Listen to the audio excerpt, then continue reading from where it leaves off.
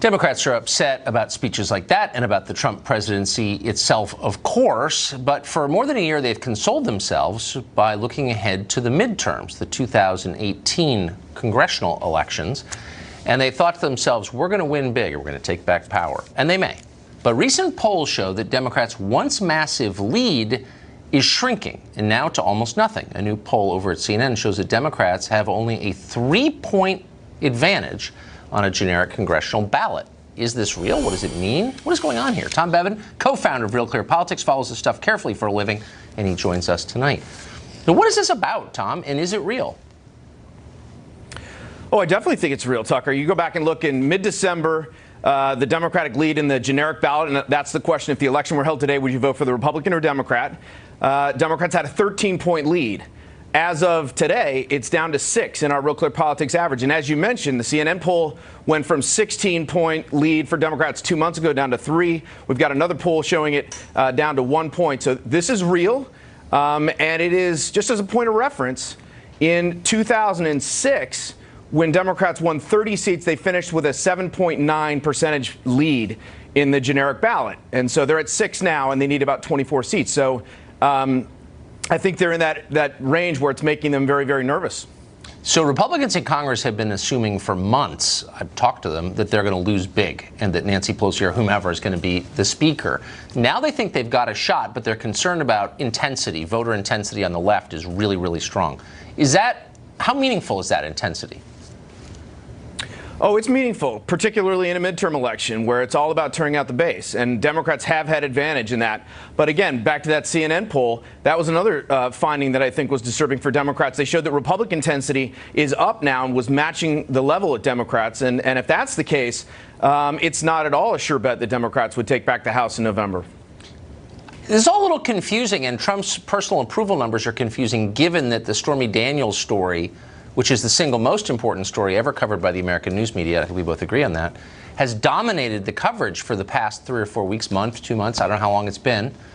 That hasn't had an effect. No, in fact, it's just the opposite, Tucker. Back in mid-December was Trump's low point in the Real Clear Politics job approval rating. His average was 37. He's now at 44.3. So he's gained, or 43.4. He's gained 6.5 points over the course of that period. And as you mentioned, the entire time it's been in the Stormy Daniels onslaught. It has not only has it hurt his numbers have been ticking upward the entire time. And again, that's something that, and you see Democrats now, you talk to them, they're now somewhat annoyed by this because you talk to Nancy Pelosi and others. They say, look, this is distracting from our message. They want to try and get back to reaching voters. And voters have actually tuned that out now and are paying attention to the other stuff, which Trump has had a pretty good few weeks. Amazing. Their message. We don't have time for you to tell me what that is. But I appreciate it, Tom. Thank you. You bet. Well, as you just heard, the numbers on the upcoming midterm election are interesting. The Democrats are still ahead, but they're not nearly as popular as they were 6 months ago. And that is weird. The president is still disliked by half the country. Congressional Republicans in the polling are even less admired than he is. So Democrats ought to be way ahead. And as you just heard, they're not. So why is that? Could it be that for all the problems with the Republican Party, and those problems are real, Democrats are perceived as even less appealing? Looks that way. The question is why? We have some theories. We could show you a million examples to illustrate this. But here's one from just yesterday that came immediately to mind. Watch as this MSNBC panel, which is as close to a Democratic Party focus group as you'll ever find, gushes over that porn lawyer, the one whose eyes are too close together. You know, the one who's always on television making threats. Watch this. Michael Avenatti's a beast. Okay, that's true. And he's a beast. He's a beast, and he keeps popping Donald Trump and all of his folks in the mouth. John Meacham says he may be the savior of the republic. It's really interesting. He killed the news of the Iran deal practically in one big stroke. He really is a master of the media cycle. I owe Michael Avenatti an apology. For the last couple of weeks, I've been saying, enough already, Michael. I've seen you everywhere. What do you have left to say? I was wrong, brother. You have a lot to say. The Democrats could learn something for you. You are messing with Trump a lot more than they are. So here's a political rule of thumb. If the creepy porn lawyer is, quote, the savior of the republic in your view, you're probably not trying very hard to appeal to middle America, and Democrats are not. In fact, in the last year and a half, the Democratic Party has doubled down on every behavior that got Trump elected in the first place. They routinely vilify tens of millions of Americans based on how they look. They prefer legal immigrants to U.S. citizens. At this point, they don't even hide that preference. They're open about it. In schools, in sports, and the military, they denounce the idea of biological differences between men and women. That's something that every culture from ancient Egypt till about 20 minutes ago understood perfectly well because it's demonstrable. They don't recognize it anymore. Then 2 nights ago, the New York Times criticized the Secretary of State, Mike Pompeo, in his trip to North Korea. They ran the headline, "At a key moment, Trump's top diplomat is again thousands of miles away," like it was a sin. But the purpose of his visit, you'll recall, was to secure the release of 3 American prisoners. But the Times was not impressed by that. Pompeo works for Trump, so the whole thing must be bad. Whatever else he's done, Trump has driven the Democratic Party off the deep end. They not only hate him, but the country that elected him, and it's starting to show in the polls. Christy Setzer is president of New Heights Communications. She's been in and around the Democratic Party for a long time, and she joins us tonight. So, I mean, you heard Tom Bevan say, they're mad that their message isn't getting out, but the truth is their message is Trump is bad. And that's not really a message, right? That's more an animal reaction. Whatever their message is, it's actually working. If you look at the congressional and state level elections that have happened since November 2016, Democrats have flipped 40-plus seats at the state legislative level, and often in districts where Trump actually won by 20 or 30 points.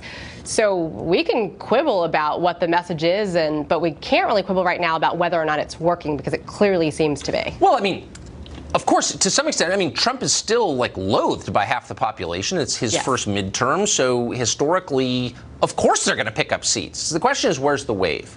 And if you listen to what the message really is, one of the messages is, for example, that there are no differences between the sexes, that biological reality is fake. Nobody's saying that. No, and we need to reorganize society along those lines. That's way more radical than anything Trump has ever said. I would suggest that you point me to the candidate that is saying that and making that their real message. No, look, Democrats are being reasonable in this election. Would it be possible for a Democrat running for office in a Democratic primary to say there are 2 biological sexes, male and female, and that's it? That's what our biology tells. If you said that, I would suggest they talk about the economy. No. What do you mean? They're trying to reorganize. Are you joking? They're the ones pushing all these changes on the rest of us, including the bathroom thing and all of this. You couldn't say that in the Democratic Party. No, I'm serious. It's Republicans who are doing the bathroom thing. Again, North Carolina, that was a entirely Republican No one even thing. imagined there were more than 2 sexes until about 20 minutes ago, and it was Democrats. So, but I'm just saying, that's a big change. Maybe biology isn't real, but that's not a mainstream position, and they spent a lot of time talking about it. Does that help?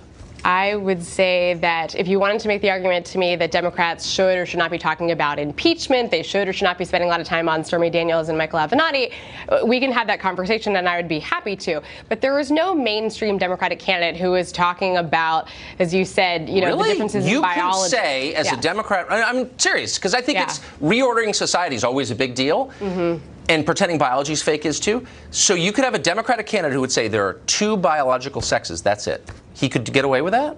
I don't think that they have been, is what I'm saying. And I think, again, if you look back to the ways that Democrats have been performing up to this point, whatever it is that they're doing is working. There is far more energy. There is more small dollar donations, and that leads into more volunteers, and it leads to a better slate of candidates in the Democratic side. A lot of that is true. I think you're absolutely right. There's probably more energy, more money, and all that.